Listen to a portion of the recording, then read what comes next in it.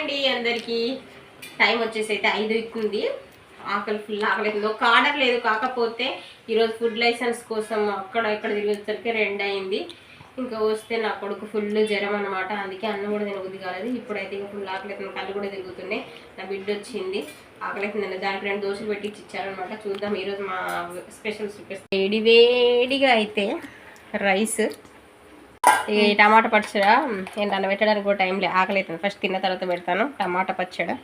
ఇదిగోండి స్పైసీగా నా కొడుకు పాపం కారంగా తింటాడేమో అని ముద్దగారెలు చేసా. పెసరట్టు కానీ పెసలు నానబెట్టాను, కానీ ఇంకా వాళ్ళు తిన్నట్టున్నారు. ఇట్లా కొంచెం అంటే ఆయిల్ ఫుడ్ అయితే తినాలనిపిస్తుంది కదా అన్నట్టుగా ఇవి చేసాయన్నమాట.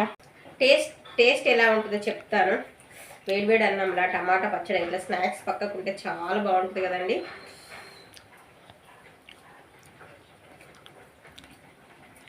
Wow, super. ఇట్లా తెలంగాణ ముద్దగారెలు అనమాట. బాయ్.